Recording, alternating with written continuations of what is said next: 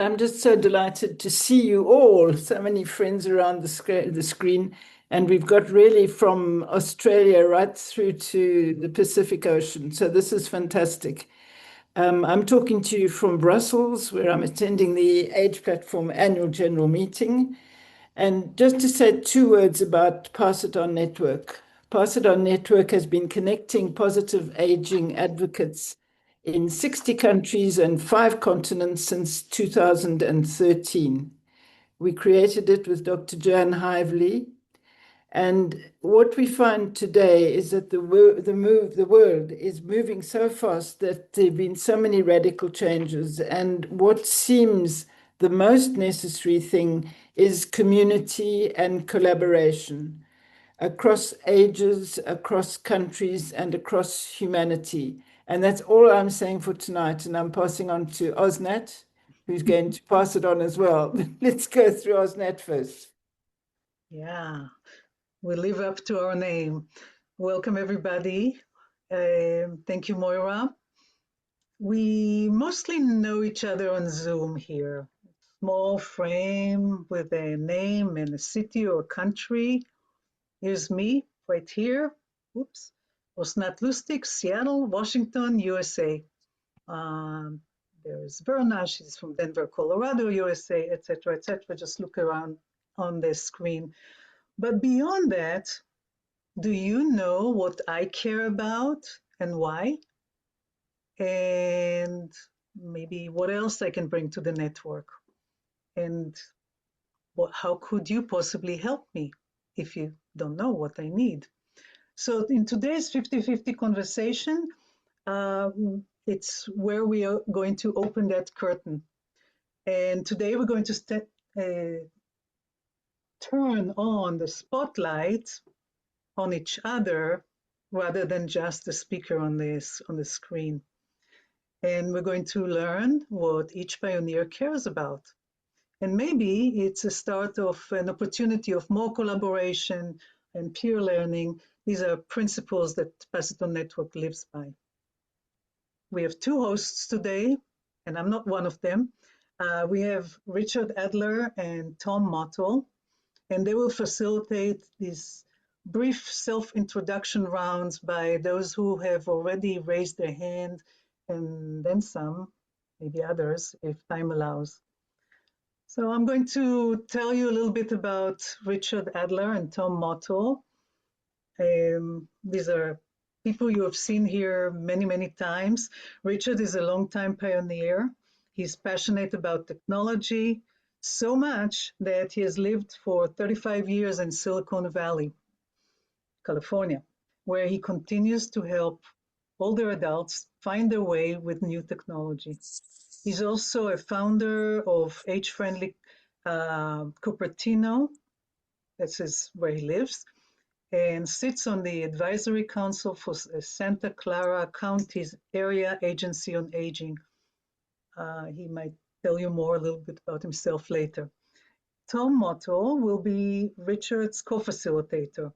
Tom is also a very long-time pioneer, and after decades of being part of the communications and informations technology industry since the early 60s when it just started, in both academic and corporate setting, he now explores artificial intelligence and social media, how they shape later life quality and intergenerational ties. And without further ado, I'm passing it on to Richard. Thank you, Osnat. Good morning, good afternoon, good evening, wherever you are. So there's been a group of us in PION who've been talking about some strategies to encourage greater communication and collaboration among those of us who participate in these monthly 50-50 events. I mean, I think we all find them very useful, but they're not places that are necessarily ideal for getting to know people individually. And we've had some interesting ideas. And today we're going to try a very simple and well-established process that's designed to allow those who would like to speak to say something about themselves and let us learn more about each other. we're going to adopt a technique that was developed and is widely used by indigenous Native Americans called the talking stick.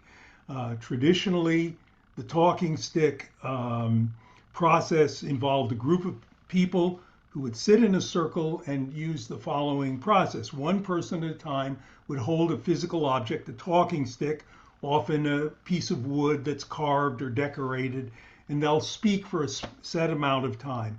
And while the person who's holding the talking stick is talking, no one else interrupts or responds. Their job, your job, will be to listen intensively and attentively to what is being said. And when each talking stick holder finishes speaking, they'll pass the stick to the next person in the circle till everyone who has a chance to speak will do it. Well, we can't do it exactly that way because we're on Zoom, so we've got some rules that we're going to adopt to try to adopt this technique to our group. So first of all, we're sitting in a virtual circle. I have a list of names of people who've indicated that they are interested in speaking, and I will call on each person in turn, and then I'll also preview who are the next people in line. And each person will have 3 minutes, and we've asked them to share their name, where they are, their main interests and current activities, and optionally what they have to offer to others or what help that they may be seeking from others in the group. And finally, at the end of 3 minutes, Tom Mottl, our timekeeper, will sound a tone. You'll also see a little countdown clock on your screen. And when one person is finished, then I will call on the next person. We have about a dozen people who have signed up to speak, and I'm just going to go through that list and give everybody an opportunity to speak. So we're just going to take turns. If you're on stage, you will be spotlighted, and you'll be holding the virtual talking stick. And at the end of that time, Tom Mottl will sound a chime, and we'll go on to the next. So we're going to start out actually with Tom, and then he will be followed by Verna Cavey and Virgilia Dolgova. So Tom, the stage is yours. Thank you, Richard. I'm living in a suburb of Boston, about 12 miles west from the suburb, and I'm living in a continuing care retirement community named LaSalle Village, which has been created by LaSalle University, a small 1,200 person university here in the city of Newton. I moved here partly because of one feature of LaSalle Village is a continuing emphasis on continuing education, where a variety of courses, usually 30 or more, are offered in the spring, in the summer, and in the fall, taught by residents, not necessarily in areas in which they have expertise, but areas in which they have interest. And because of their academic backgrounds, they've been able to develop interesting courses. LaSalle University also offers us the opportunity to enroll in courses, and we have a university ID card, and they also create special courses where slots are reserved for LaSalle residents.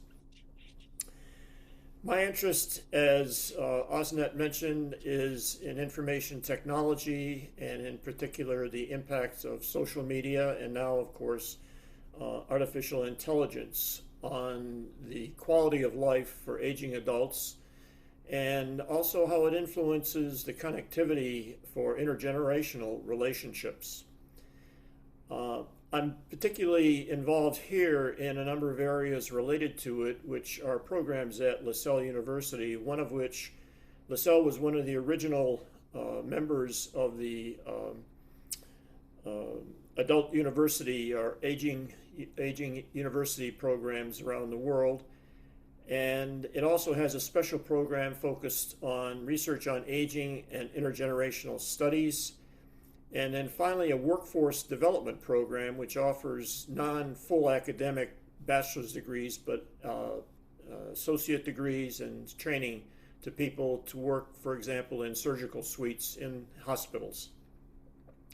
There are a lot of opportunities to be involved here with the university and with activities of LaSalle Village. I've been involved with PION since about 2020, and I am been interested in and been able to connect with individuals who share interests and involvements that relate to my own interests. And most recently, I've had the opportunity to connect with Han van Doorn of the Netherlands. And we've met once and will perhaps meet again to discuss his development of a device that monitors without being invasive whether an individual incurs a problem by falling or needs other help, and will signal an individual. So with that, I will pass the talking stick to Verna. I'll have to find Verna here at the moment. And Verna will be followed by Barbara Beizer and then Steve Goldberg. Hi, everybody. I'm Verna Cavey. I'm in Denver, Colorado, U.S. And my background is originally academic in teaching and counseling in the social and behavioral sciences. Currently, though, in the last 12 years or so, I've focused on the aging field. I have many interests in the aging field, but lately my real focus has been working with the University of Colorado Multidisciplinary Center on Aging, and specifically working with them. I have done co-generational work with their pre-med students. I have brought research to practice from the university into aging communities. Let's see. We'll be partnering with the university in a presentation at the National Leading Age Conference in Philadelphia in October. And also a number of other things, advisory and so on, but with a deep concern of balancing the perspectives of medicine and doctors with aging practitioners.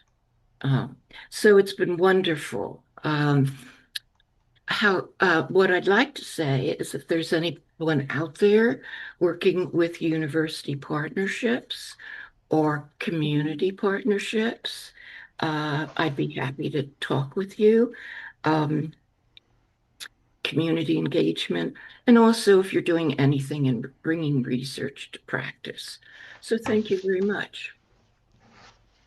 Thank you, Verna. Our next up is Barbara Beizer, followed by Steve Goldberg, and then Adele Ostfeld. So Barbara, the floor is yours. Oh, okay. Did you want me or did you want Verna? No, it's your turn, Barbara. Okay. Go ahead. So there we are. Good. So first of all, thank you so much for this opportunity to introduce myself. I'm delighted to be here. I'm Barbara Beizer, and I've lived in Washington, D.C. for many years, since 1969, when I returned from the Peace Corps, where I'd spent 2 years in India in my mid-20s, and now I'm 83, so that's been a while. My professional background is in organizational leadership development in business, mostly. I've had different roles: consultant, trainer, leader, coach, facilitator. And in 2008, when I was thinking about retiring from business, I joined the Transition Network, which was known then as the Transition Network. Now it's something called the Women's Connection. And in 2013, became the president of the board of directors. And I met some of you perhaps during that period. I know Luann Mullins, hello. Haven't seen you in ages, but I met you through the Transition Network. And I sometimes led breakout sessions in Positive Aging Conference, American Society for Aging events. And I led breakout sessions on change and transition. And now My work is part-time, mostly pro bono. I volunteer for 3 or 4 worthy organizations, nonprofits, doing coaching and delivering workshops. Relevant to this network are 2 workshops I created that focus on what I call the audacity of living fully as elders. One is called Thriving as Elders, The Adventure Continues. This begins conversations about our shifting values, significant relationships, how we make meaning, find purpose, suffer losses, and sustain our vitality and well-being over time. The other that I'm engaged with is what resilience looks like as we age. These are structured conversations that focus on the significance of our inner strengths and how spiritual depth can serve us now. So these workshops are all rooted in the power of community, the tradition of dialogue, and the benefits of lifelong personal growth. And I'm happy to say that they have spawned several ongoing groups that voluntarily continue these important conversations among themselves. So 10 years ago, I became a certified leadership coach and now coach nonprofit staff, social good entrepreneurs, and others to become more resilient leaders and act with integrity, clarity, and empathy.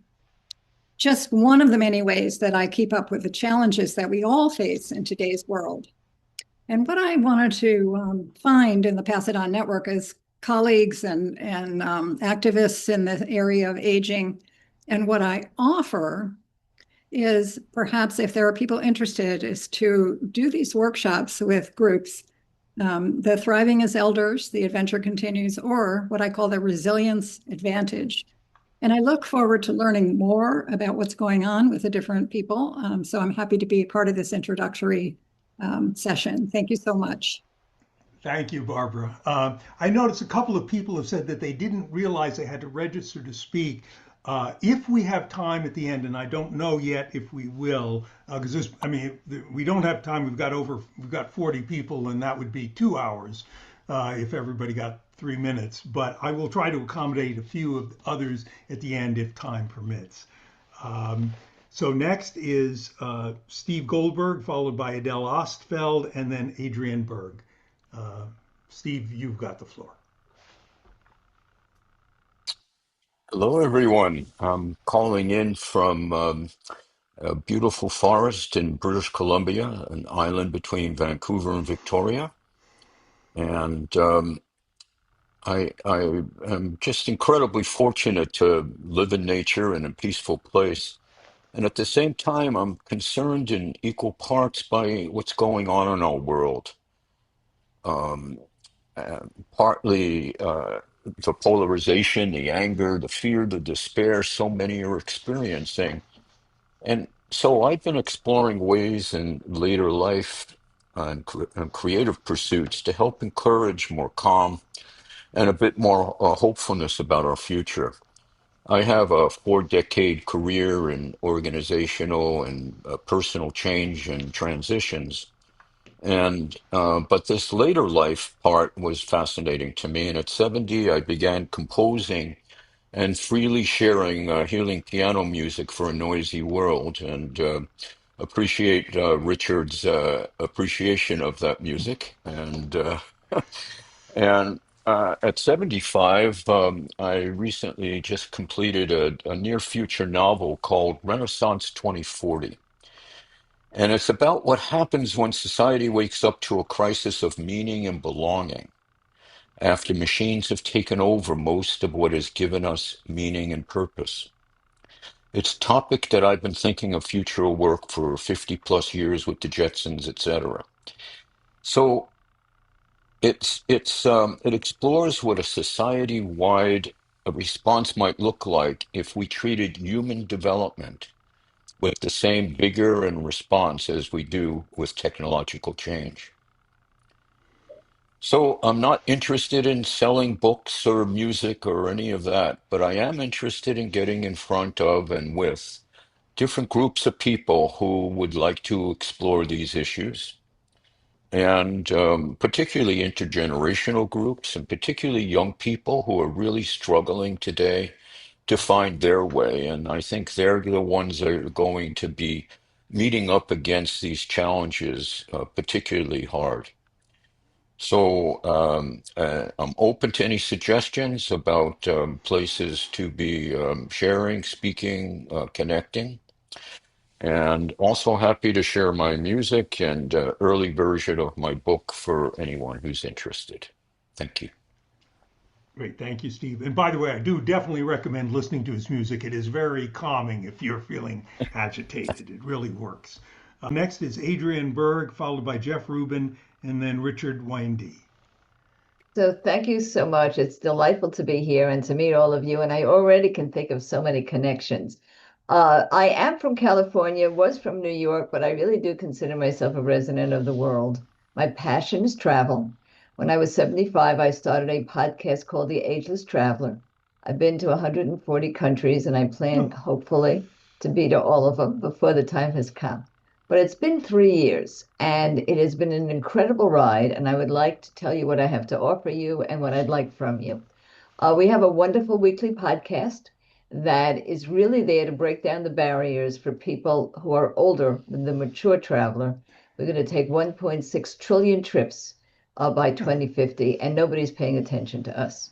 So we've really become the voice of the mature traveler from a consumer point of view. We have the only book out on caregiver travel for people who are caregivers, and we have discovered that money is an issue. So one of the things I ask of you is we have partnered with the only certified coaching organization for travel coaches. And the most of those 1,000 coaches are young people helping other young people. So for the first time on June 10th, just in 2 days, we have a free webinar on understanding travel coaching for the mature audience. And this is going to be wonderful. I'll tell you in a minute how to get your free registration. But tell anybody who is a coach, might want to be a coach, about this new area of coaching. It is a certification. During this period, we also got some awards for solo travel and encouraging women to travel.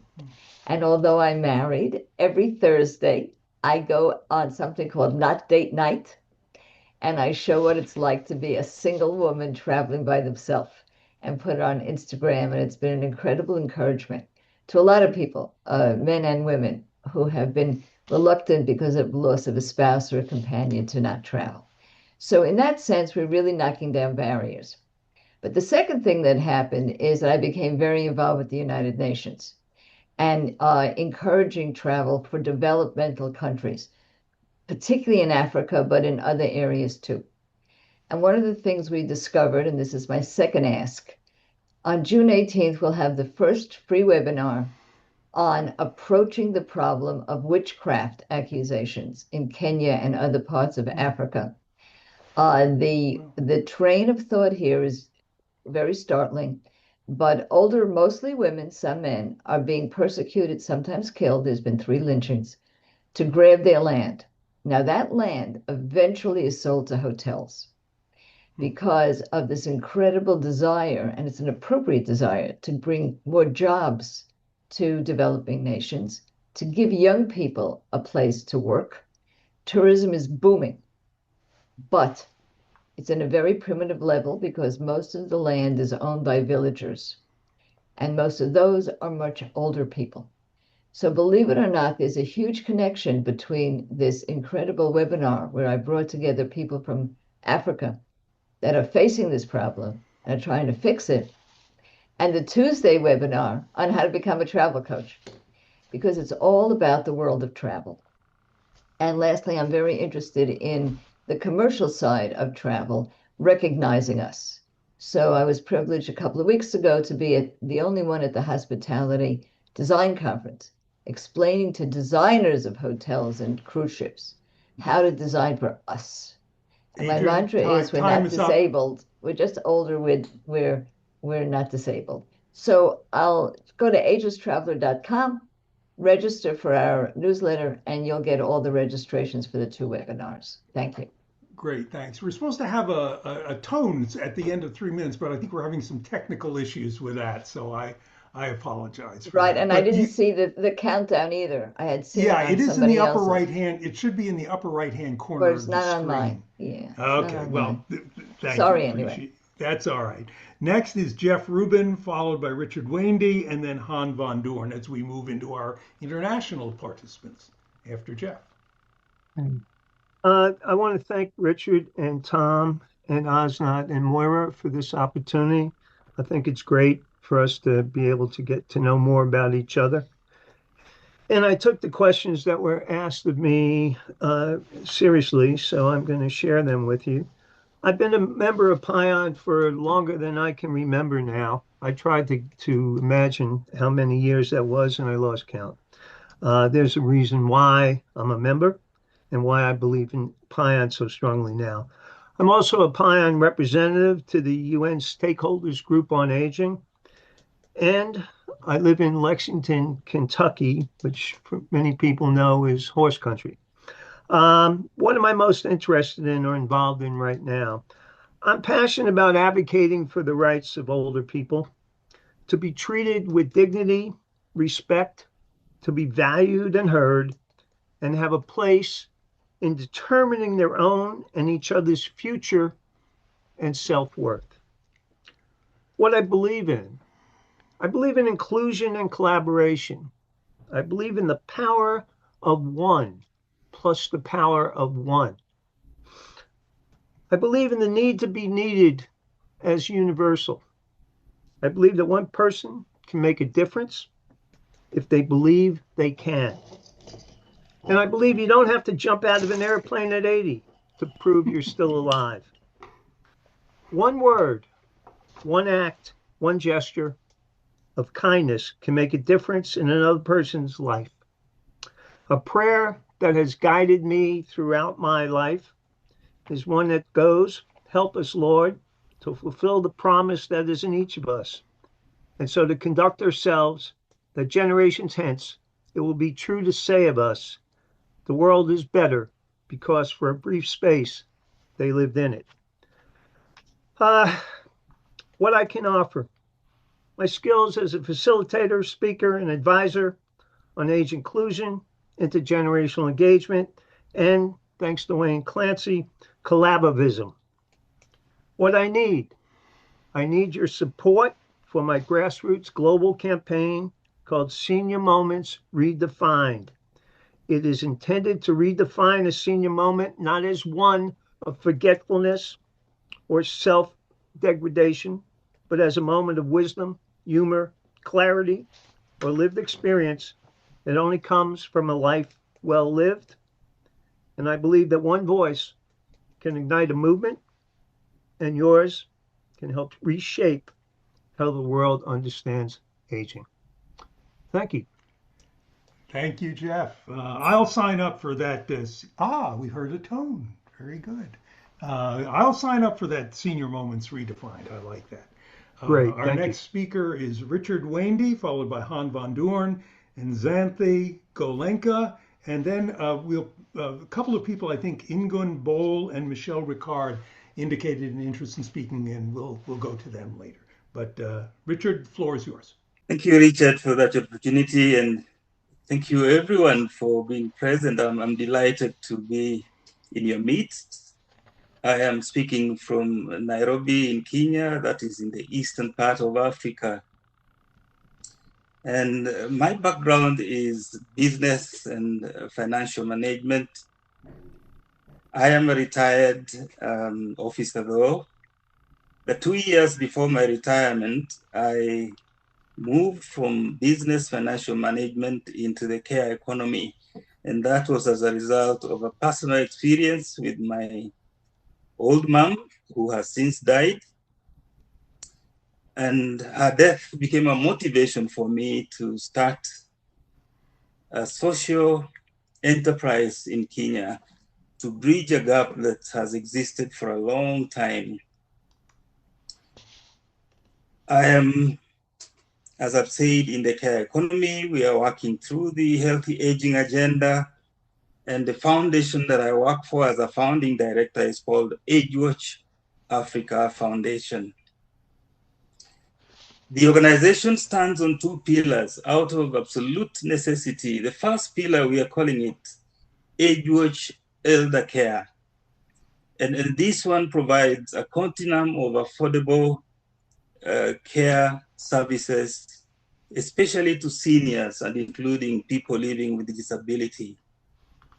The care services we provide include home-based care, group day care, and where need be residential or institutional care. Our second pillar is Age Watch Futures. And Age Watch Futures now works with the rest of the household in the households where these seniors are. This one provides livelihoods and skills acquisition programs for youth, for women, in particularly rural Kenya, including refugee settings, where we are bridging the gap between unemployment by refugees and equipping them to be able to engage in the entrepreneurship and to get into self-reliant community life.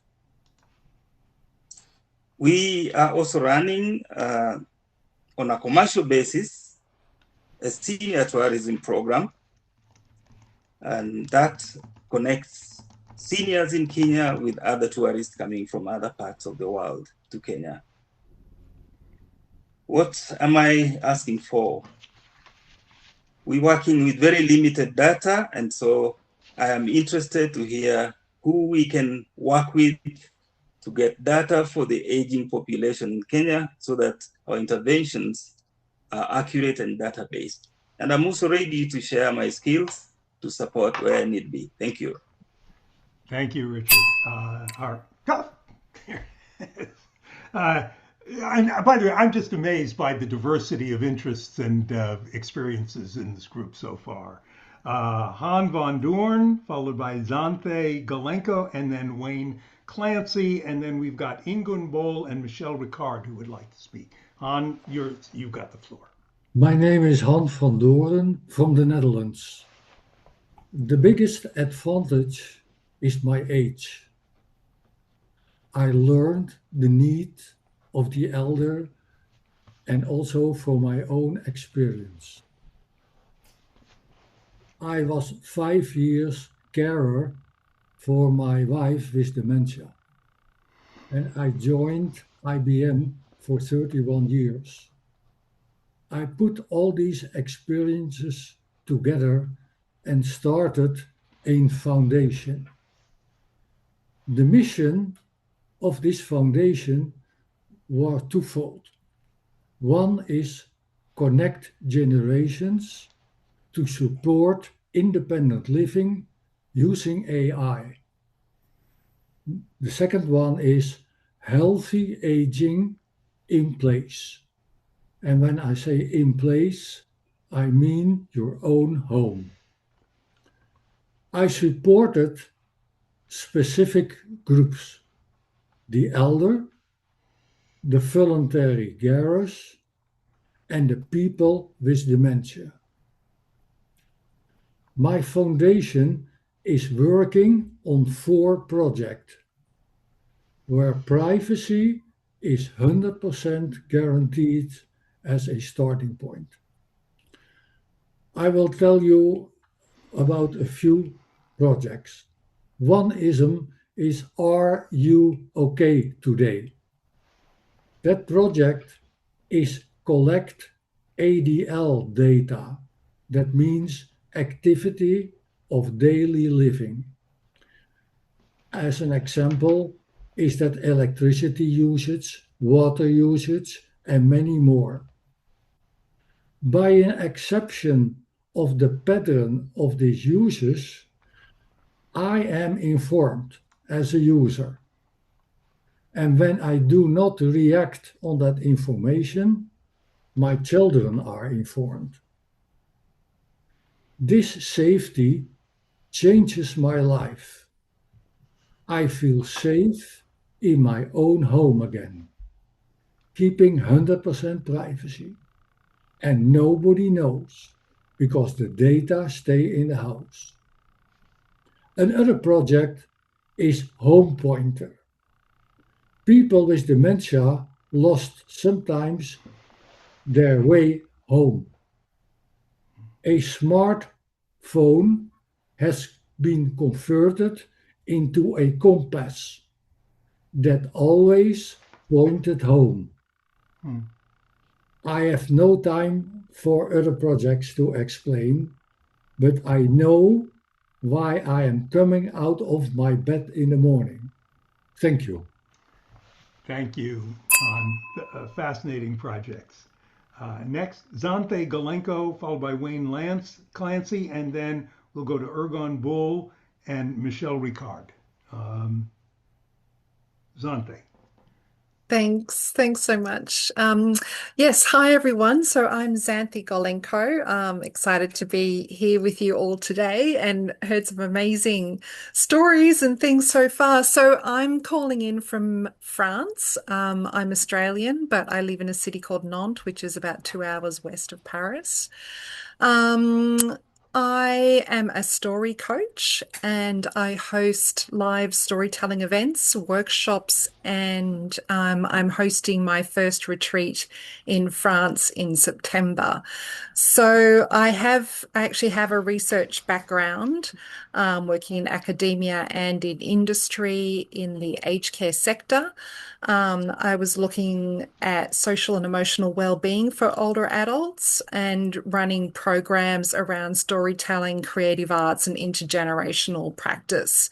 So looking at how those kind of programs impact on quality of life and social connection. The evidence that I found, really supported that there were positive benefits from all of these types of programs. So to me, there just needs to be more opportunities for people to access these kind of programs. So that's what I'm doing now. My storytelling events I host live in France, where they're for women. We have about 3 women storytellers that share stories about lived experience around a range of themes, mostly kind of major changes or changes in life. Then I also host storytelling workshops. So those ones I can do either online or in person, where people create a short video, again, about a lived experience. And as I said, I'm hosting my first retreat in France, which is going to be for women, sort of entrepreneurs, creatives, and female founders, and that they will create an individual story, but we'll also do a collective piece advocating for women in business, because storytelling is so powerful for individuals in terms of when they go through the process of creating their own story and reflecting on their lived experience and what that has meant to them, how that's shaped them. And also it's really powerful for people listening to the stories. Often the stories resonate with people and it can help them to feel like they're not alone. Also inspire them to share their story or make some changes. So I guess I would love to collaborate and work with anybody who is interested in storytelling. If you want to find out more, I'm actually running a workshop tomorrow evening, and I'll put a little link in the chat where you can register and join me to find out more about storytelling and how you can use storytelling for yourselves, but also for the people that you work with. So that's it from me. Thank you. And next is Wayne, followed by Ingun, followed by Michele. Wayne, you need to unmute. I do. There I am. I thought you did that on purpose, didn't you? Oh, there we go. It's wonderful to hear everybody and hear some of the amazing stories, and the storytelling for sure is a big part of it. So I'm Wayne Clancey. I'm in Toronto, Canada, and I founded the MindSuite Human Analytics platform roughly 30 odd years ago when I came up with a unique algorithm that actually measures the gap between how people perceive things, like how important things are, and their view on how well it's working. We call it the expectation gap index. And one of the really unique elements about it is that it helps us understand the uniqueness of different areas. Like a good example is if you've done business in New York, people are outgoing and aggressive and all about it. In Atlanta, people are quiet and reserved. And you hear a lot of times that the Atlanteans don't like the New Yorkers because they're so aggressive, and the New Yorkers say the Atlanteans are dumb, but neither are true. They are a different environment that are created by the people who are in them. So over the years, we've been able to measure this unique environments in organizations and communities. We've had some wealthy families use our platform to help get their family members more aligned. And the key element, and I loved hearing it earlier, is alignment. And a lot of people don't understand that alignment doesn't necessarily mean agreement. I speak regularly at conferences and we gather information. And one of the big areas of division is in political division. And I've spoken at U.S. conferences where we've had people come in, and one of the questions we ask you, mainly Republican, mainly Democrat, and they share that. And then I'll get up on the stage and we'll get all the information about their view on culture and priorities and things. And I'll get up on the stage and I'll say, hey, I'm Wayne from Canada, and I just love it here, but I keep hearing about how divided you are, and I'm here to ask you if divided as you think you are. Then I proceed to show them that they actually agree on 95 out of 100 things that they put the information in, but the focus tends to be on disagreement. And that occurs quite often with intergenerational conversations, with different countries, with different linguistic, etc. So it's really important to know that humans are humans.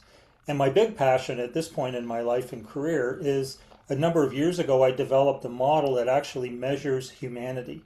There's 14 constructs. We've been able to kind of measure how it is and how people prioritize things. And 100% of the companies through our test models have a higher humanity score, are making more money. So I'm on a bit of a personal mission now to create a business case for humanity. And my ask of the group is that we're going to have a platform up where we're going to ask everybody to invite as many people as they know to participate in the initiative. And help us create the kind of information that we need to help carry this forward, so people will support the type of work that everybody can do together. Thank you, Wayne. Thank you. Next is Ingun Bol, followed by Michele Ricard. Yes, thank you all. And what an amazing, amazing share of wisdom, knowledge, experience already shared. My name is Ingun Bol. Yes, I am the founder of a global women's network, but also Wiseboo Society, an online community for, and what I used to say, the over 50, but now it is more about for the elders.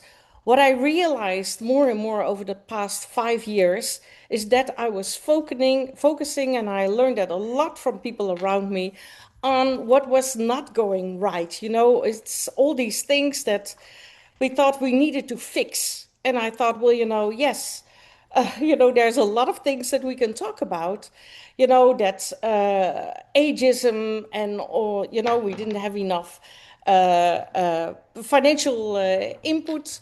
But there was already so much that we could give, and that is the knowledge, the experience, the lived experience, and the wisdom. So Wiseboo Society is going through a major transformation at this moment and focusing on elders. And, we had really a lot of conversations about what are the elders, who are the elders. But we really believe that, bringing the knowledge, experience, and wisdom together, let's say, let our collective wisdom contribute to global change. That is our theme, and we are working on it. So within this theme, we have defined 5 roles that the elders can play. How do you want to call it? But anyhow, it is something that there is already so much to bring. And storytelling, I learned that, I heard it just now, storytelling, mentorship, bridge builders, healers, leaders, there's so much that positivity we can bring into this world that is made of chaos and trauma, and there's so much that is not going right, but let's please focus on what we can do and how we can contribute. So that is where we will be focusing on. So what do we need right now? And for me that is important. First of all, a sense of urgency. You know, there is so much to do right now in the world, and we need to step in as elders and to rise above the noise and together move humanity forward. And there's already a lot of great initiatives, what I've heard, but please contact me if you feel like, yes, I need to be there. Thank you. Thank you, Ingun. You know, what I realize is we're not only hearing lots of good words and good stories, but wonderful energy, and you bring a lot of that. Thank you. Michele Ricard, followed by Valerie Wood-Gaiger. Michele. Oh, thank you very much for inviting me to say something. I'm Michele Ricard. I live in Massachusetts, and I'm southwest of Boston. I'm an internist and geriatrician, now retired. So I was born in England, and you might hear a bit of an accent there. My father was a GP, but when the National Health System happened, we emigrated to Australia, where I went to medical school in Sydney. I've always been drawn to the elderly person, always been fascinated by their stories and really just elderly medicine, really. So my general practice was internal medicine and geriatrics, mainly geriatrics. And towards the end, I was just delivering care in nursing homes.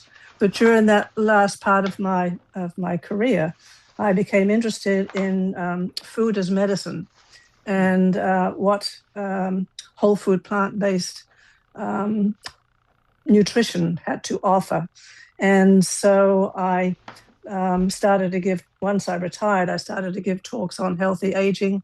And I now host a veg group where I introduce anyone who's interested in plant-based eating. We have different topics about, you know, the value of herbs and spices and what are legumes and what do you get from them, and where do we, those who eat plants, where do we get our protein from, which is always a big question. During my career, I did start a group which we call the Elder Community Collaborative, or ECC. We ran for 20 years, and were very helpful in working on projects to help the elderly live as full a life as they could in the community. And we realized there was so much missing, like transportation and information, particularly being transferred between the hospital, the nursing home, and then back to the visiting nurses again. There was a big lack there. So we tried to fill that hole with different initiatives. So I feel, compared to what everybody else is they're doing, mine's on a very, very small scale, but I'm just trying to work locally to get the news, the information out about healthy aging and how to support that, so that when you do get to that older age, you're a little healthier than you were before you entered that. So that's where I'm coming from, and that's my interest. Thank you very much. Michele, thank you. And next, Valerie Wood-Gaiger. Well, getting old, it's a bloody good idea. I will be 85 on the 4th of July. So all you Yanks remember my birthday. My dad said Valerie was born independent.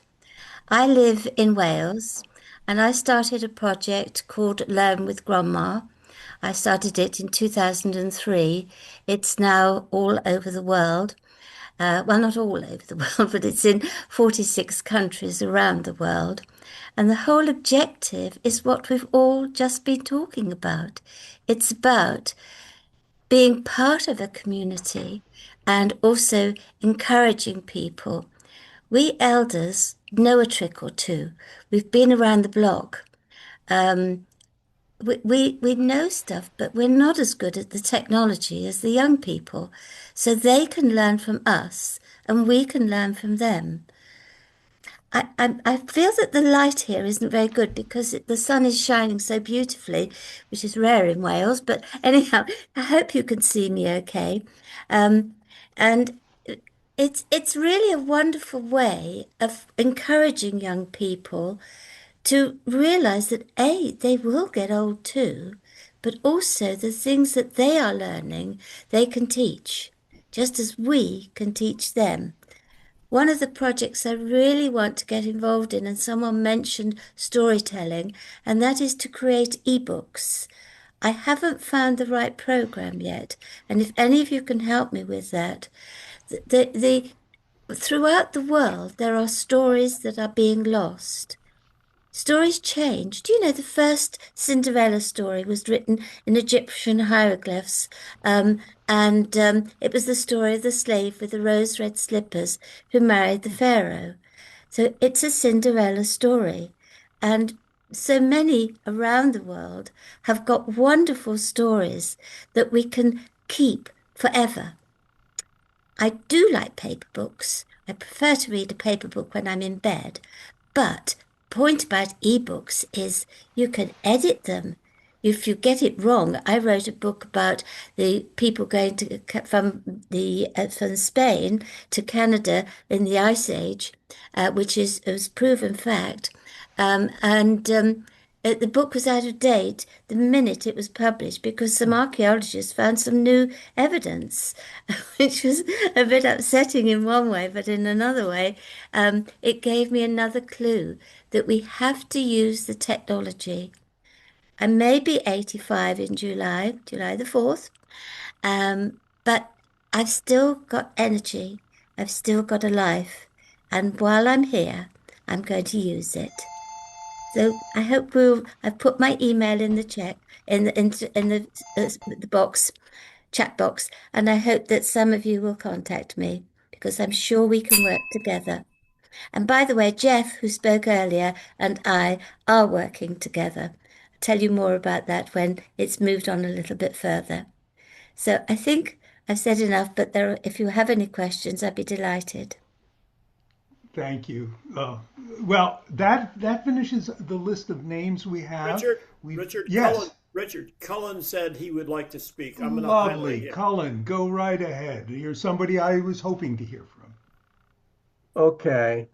Thank you very much. I'm in Hawaii right now, and I thoroughly enjoyed everybody's conversation and willingness to share what they're doing, and it just demonstrates the importance and the power and potential of our population, our group. There's just a few things I wanted to share. One is that I'm a member of another group called Active Aging Consortium Asia Pacific, and on a monthly basis we have these Zoom webinars. And in October I'm going to be hosting one, and it's going to focus on music that is promoting active aging. And so we have one person that will be talking about music in Japan, another one in music about active aging in Korea, Thailand, Indonesia, and I also have Dr. David Mark from Nigeria that will also be sharing some music about active aging. And the whole idea is, can we somehow energize the older adult population and view music as a powerful tool to create cultural change? And I believe that there are possibilities there. That's one thing that I wanted to share. The other was, it has to do with something that I've been working on for some time, but has kind of run into some snags in a sense. And it has to do with pre-retirement workshops. Most pre-retirement workshops that I've experienced or have heard about in the state of Hawaii and elsewhere in the US has been about how much one will get from our retirement benefits, national retirement benefits in the US from Social Security, or from our Medicare coverage, health plans for older adults. But that's pretty much it. So after that, they said, that's all, folks, you can leave. But I think that, obviously there's much more that we need to help older adults prepare for their next 20 to 30 years. And it has to do with the fact that older adults we always know, we know that they've got skills and they've got talents and they've got experience and they've got connections and a lot of time on their hands. And many of them after retirement are asking, who am I without my job title? And when we look at high schoolers, for example, that graduate, from high school, they've got their next 20 or 30 years of for their careers, and we work with them with our academic counselors, career counselors. We've got special tests to determine whether or not they're academically inclined or mechanically inclined. And then we've got programs like, technical schools, community colleges, universities, some going to the military. They've got internships and all sorts of things to prepare them for their career. Yet at the same time, for older adults, we don't have anything like that. We need to create that. And anybody that has certain ideas, please share their thoughts with me as well. Thank you. Thank you, Colin. Okay, so our time, we are just over the hour, and I think we're going to stop at this point, but we have certainly not really gone around the circle. We had 38 participants, and we just got through about a dozen of us. What I think we'll do in the last 10 minutes or so, and Xanthe, I'd like your view about this, maybe just open the floor for comments. But if there is interest in doing this, perhaps at some future time, we can do another dozen people.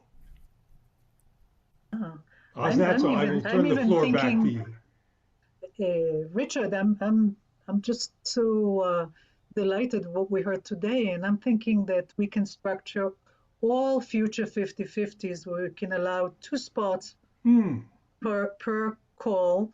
You just have to let us know in advance, so send me a note, and we'll choose 2 people who haven't spoken today to tell their story in each one of the next 50/50s, and then we can also talk about the other things that we want to cover as we think about the future of Pacitor Network. So this is probably a good time to share maybe a few, if you want to speak, a few very brief comments, because we have, let's see, about 7 minutes before we do our formal closing of this part and move on to the next. So I see Wayne is waving his hand. Could I give a real quick comment? I saw the theme of music here. And just a quick comment on that. A few years ago, our keyboard player ended up with severe dementia, and he was just lying in bed. And one day, our drummer started singing a song that Harry knew. And for the first time in literally a year, he sat up in the bed and started playing the imaginary keys. And he used to tell me what to do. Hey, Wayne, play B flat. And I did some research, and I discovered that the place in our brain that stores music does not go with normal dementia as we age. And that music actually is in a different part of the brain. And I just wanted to share that because, so many music lovers here, make sure the music is a constant part of it. And as we get older, you don't sit in the silence thing. You actually have the music happening. Wow. There's a science to it. That's good to know. Yeah, it was so good to know, actually. Yeah. I see, who was it? Beatrice, was it you? Just raise your hand. Adriane. Beatrice? Yeah, Adriane, but before that. Yes. Yes, okay. Thanks, Xanthe. I just wanted to comment and say it was quite an interesting meeting tonight. I mean, it was good to know about the people, the background of the other people, and I've learned quite a few things from there, from all the what was shared, and I would like to say a big thank you to you, Xanthe, and to Moira for organizing this day, the program of today. Thanks. Thank you, Beatrice. Adriane, what's yes, on your mind? Same. I really do want to thank you. This has been wonderful. But there was one major thing I have to give that I did not mention, but I did invite some people already on chat. And that is we have a big podcast and we love to have guests. It's an interview podcast. So if you have any concepts that have to do either with travel, longevity and health, Doesn't have to be travel per se. I'll make it into travel, don't worry about it. Or a particular project that you think is really of interest to the active, really active, 60, 70, 80 plus, let me know, because you could be a great guest. And some of you have already been a guest on my show, so you know it's a very easy lift. So that's what I wanted to tell you that I have. It's a good promotion for anything that you have targeted and focused on. Excellent. Adriane, maybe you can put the link again in the chat. Sure. Paulette? Yeah, thank you. Oh, thank you, Osnat. Thank you. I wanted just to thank you, congratulate you, Moira too, and all of us for this amazing time, for this amazing meeting. Thank you. So inspiring. Thank you so much, Moira. Thank you. Thank you, Paulette. Thank you for coming all the way from Cameroon. And Valerie, very briefly. Very briefly, can you see me? Yes. You can. There's a gentleman who's put a post up from Rwanda, which I can't copy his email. So could you ask him to contact me? My email is very easy. It's Valerie Wood-Gaiger, Valerie Wood as in trees, -GAIGER MBE @gmail.com. And for those of you who don't know what an MBE is, it is a great honour that I received from our late Majesty, and I can tell you more about it if you're interested. Great, thank you, Valerie. And Luan, and then Rose, and after this we'll let Yes, thank you, Richard Valerie. say I a few heard you. words. Yeah, thank you very much for this conversation.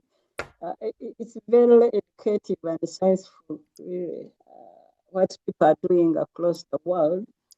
And I wanted just to share very little that we are now, as some may know, that the United Human Rights Commission people, they are now drafting the convention for older people. So if they are next time, at least we should even engage ourselves. How are we doing it in our community to support that convention? Because I think we are lucky. Some of us, we may see it, some of us, we may not see it, but at least some, we are working for other people who will come behind us. So it's good that you should know. There will be some good insights from African region, what we are doing towards the rights of older people. So 11th of June, we are having a nice webinar with the Office of Human Rights Commission, Office of Human Rights Commission in Geneva. Thanks so much, Osnat. It's hard for me to be on a call like this and to not say hello. And hello in not only Barbara Beizer after all these years to see her, but hello to all of you. And it's a hello in the sense of we're all in this together. You know, I've gotten to know many of you through Pass It On Network, but just meeting the others, we're family. We all care about similar things. We're all struggling to find our own lives through it all to help others, but also to how do we grow older personally? And it's such a gift to just be part of this group and have an opportunity to say hello and send a group hug and to thank everybody that makes this happen. So that's all I want to say right now. Thank you. Thank you, Luan. You know, I think we owe a huge thank you for Richard and Tom, who labored behind this event today with great skill and agility, and managed to tame the technology to have a great, very intimate forum. And so bravo and thank you, Tom and Richard. And as I said before, we're going to find 2 spots in every one of our upcoming 50/50s to have another 2 stories from our network members, all the pioneers. I just want to tell you what we're going to do in July. So I think July, it's first of all, it's going to be on July 13th, same time, same place. There'll be an invitation in about 10 days in your mailbox.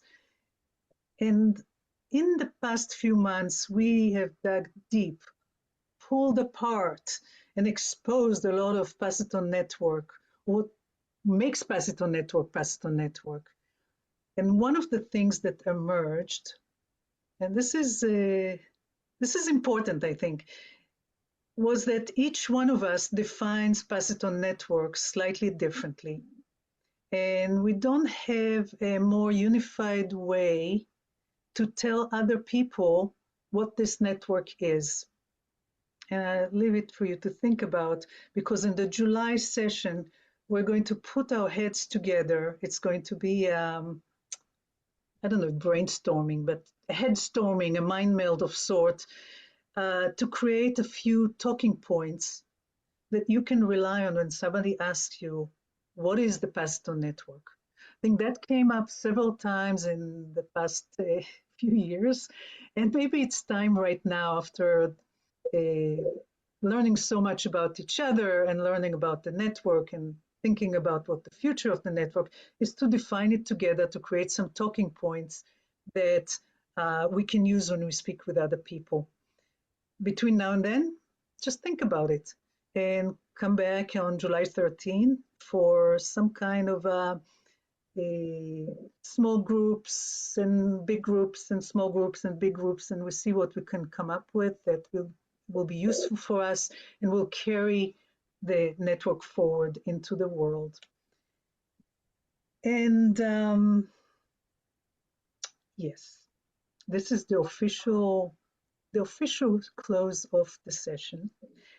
And after the official close is the after party, and we're going to leave the session open for another 15 minutes for anything that didn't get said. And if you have one of those things, and we're going to start with Jeff, just raise your digital hand or your hand, and we'll take it from there. So I'm going to pass it on to Jeff. Okay. Two quick things. One, Wayne, we were talking about music earlier. Wayne wrote a song, original song, that I thought people should know about because I thought it was brilliantly written and captures the spirit of the Pass It On network. So do you just want to share something about that, Wayne? Well, thanks for the shout out, Jeff. It was, I'm so touched by the vision that has been brought with the Pass It On network and the opportunity of being intergenerational and really helping everyone kind of understand each other better and break through some of those areas that I had a creative moment, and literally the song flowed out. I wrote the words in probably 3 minutes. And then went into the studio and worked with a couple of my music associates, and we wrote the song. And it's just about the whole idea of pass it on, and the ability of sharing thoughts and ideas and embracing new ones as well. You know, because one of the things we find is that the younger generations can bring a fresh perspective. We can bring experience. And when you start blending it in a positive way, it's amazing what can come out of it. Because I know I joke sometimes when I've talked to some, sometimes some older people get a little stuck and they'll say, oh, those young people, they're so entitled. And I'll say, remember your first boss? Oh, yeah, what an idiot. Because we've all been there, and sometimes we see things differently, and being able to bring it together. And I just love the idea of pass it on and pass it around kind of thing, right? And that was the theming of it. So we should probably get it up on YouTube or something, and so everybody can hear it. Wayne, do you have a link to it? We can put it on YouTube. Yeah, I had one other comment, if I could. I wanted to thank Adele and Verna, if she's still here. You guys were the ones that pushed for the fact that we don't know each other, and if there's a way that we can begin to learn more about who we are. I'm and I'm assuming, Asnat, based upon what you've been saying, that the video is available or will be available. There's other ways to capture what people are saying. I just wanted Adele and Verna to just say, did this meet your expectations? And where do we go from here from your perspective in terms of building collaborative models for change? That's all. Thanks, I'll Jeff. take the first kick at answering your question, Jeff. Thanks for the shout out. I think this was a wonderful session. I learned so much about the different things that people are doing. The only thing I can say is that it made me feel, do I really belong here? I'm not quite sure what I have to offer because it's such a powerful group of people. I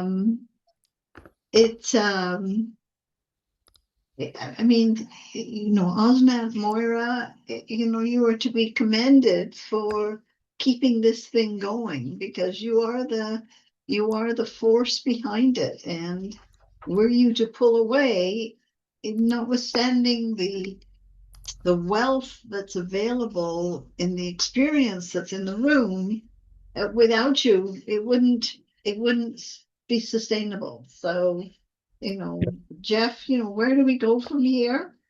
I think that if the information that was shared today could be captured and added to the spreadsheet that Osnat was referring to earlier, I think that would help because as great as it was to hear it, I'm not sure that 4 weeks from now I'm going to remember it.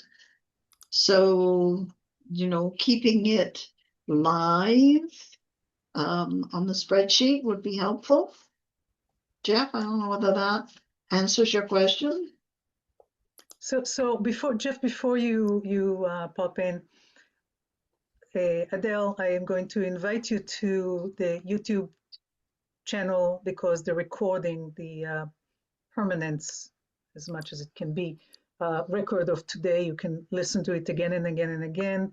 It will be available there in a few days. And we're also going to have a written record of everything that you heard today.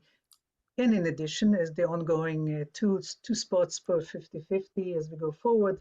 So we're going to have a big library of who's who. And Adele, absolutely you belong here. Don't ever doubt it. I am going to quote Jeff, who said the power of one is cannot be challenged. And if you don't believe me, I'm going to pull out an old story about just think how powerful a mosquito is when you try to go to sleep. There are two things I want to say. One is if you value this, what we do here, the network, I put a donate link in the chat. Our operating budget is $2,400 a year. And so far from your donations, for people who value it, we covered $660. The rest of it comes from a private pocket. So if you can, just donate $5, $10, $2,400, whatever it is. We really would like to have the support of the people who are part of the network to help continue this outreach. I think there was a second thing and I can't remember what it is, but I'd like to pass it on to Rains and then to Adriane.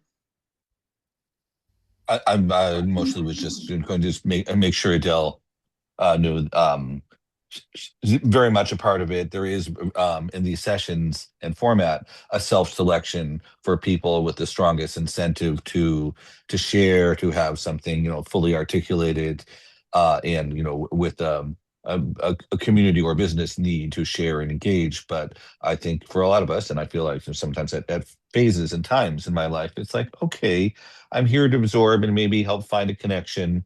And maybe, I think we're all contributing just simply by our presence, by being the audience.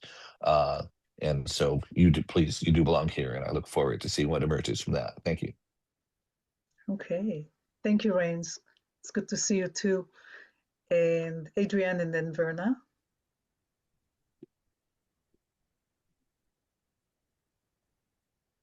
So I don't know if you've already done this, but what I heard was some of the best public speakers I've ever heard in my life, with some of the best topics I've ever heard. And those are only the people I heard. There are so many others on here and others that aren't on here. I don't know if you've ever created a speakers bureau, but if you have and it didn't work, I can tell you that the world has changed. I'm a public speaker. Wayne mentioned public speaking, others mentioned it. And number one, speakers bureaus websites are made from an app, which takes about 2 minutes to create. Number two, because I'm represented by a lot of big public speaking organizations, I can tell you they do not have a category called aging, period. I know it's amazing, but they'll have 50 categories. What do you speak in? And aging is not on it. Now, many of you know Rick Moody. Some people call him Harry Moody. Many years ago, he created a speakers bureau on aging, and it was very successful. He just retired from it, a long time ago. So I don't know if you would like to consider, it's a moneymaker too, to create that with the people who want to participate. And all they do is put in their information in a website that you've already created through an app. Because, as a couple of you said, AI is the thing, and it does it all for you. Just my thought for next steps, it might kill many birds with one stone, getting some money, getting our voices heard, giving us more of a platform. Great. Thank you, Adriane. Maybe you can put a couple of notes about this in the chat. Yes, I will do that now. I think our biggest problem is we're all busy and the bandwidth to do anything is not high, but yes, I'm putting it in right now. Thank you. Verna and then Moira, and I think this will take us basically to the end of the program today. Thank you very much.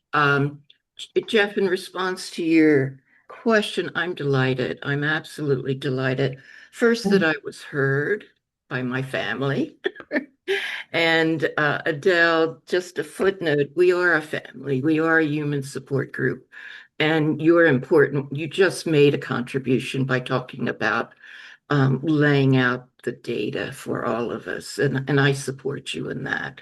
But again, people put time in this. Asnat, Tom and Richard did meetings to organize this and so on. So thank you. I'm delighted. And I agree with Adele, if we could lay it out. So dementia, cogenerational, who are the people that are interested and how can we connect with them?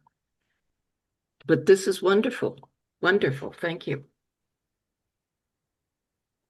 Moira and Jeff. Sorry, I just wanted to reply to Rose on the question of the convention for the rights of older people.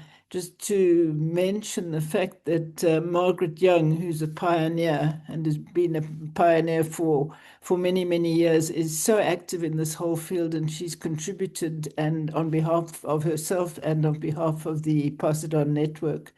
And then just to say that the next Pass It On network will be on the 13th of July, and I will be in Geneva, as will Himanshu Roth from India, and many of our friends, and Dita Zwicky to be present, but we'll be handling the Pass It On network or participating in this 50-50 from Geneva at the first working group of the international group. That's it.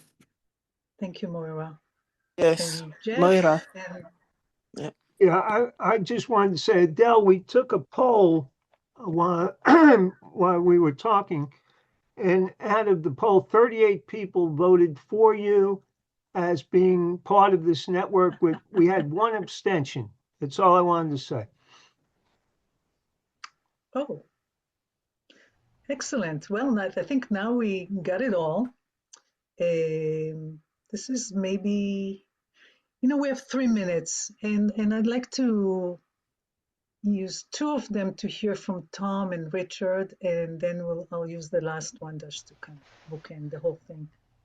So, how was your experience, Richard and Tom? Well, what this discussion has brought to mind, and by the way, Asnat, I'm really happy by about your idea of having two people each time introduce themselves. I think that'll add another whole element to each of our meetings, because that's the piece that I feel has been sort of missing. It's to really hear from people. I kept thinking about Jan Hidley, our founder, and her idea of the Pass It On network was, we are the ones have been waiting for. It's a Native American idea. And I think today really affirmed that. Yes, I agree.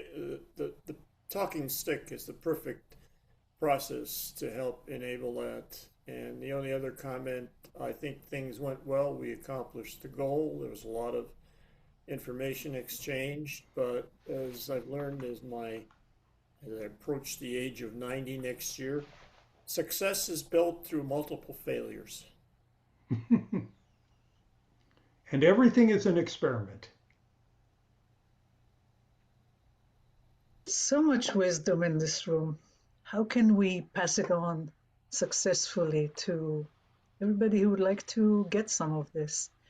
Well, that's why we're going to all be back here on the 13th of July to put our heads together and come up with something that can, I don't know if easily, but readily explain what is the Pass It On network and why you should become part of it, all ages. We've been talking about intergenerational, and we are not exactly accomplishing it. We want more people to who are younger than us to join us and share their wisdom with the room, as well as our wisdom in the room. And we need some kind of an instrument to explain it to the rest of the world, to explain what Pass It On network is. It's a network. It's not an organization. It's a place where people connect, collaborate, support each other, and make this world a better place every single day. So hope to see you here on the 13th of July, and thank you very much for being here today. One last comment. At the end of, when we log off, I'm going to go to the Pass It On Network website and make a contribution. And I just would like to encourage everybody else, it doesn't have to be large, but I think if we really value this, we can help with a little bit of financial help to keep it going. Because Osnat and Moira do this as a labor of love, but there are some real costs here, and we can all help out, I think. I agree. I made one Thank you, not Richard. too many months ago. Yeah. Thank you. Thank you, everybody, for contributing. Super.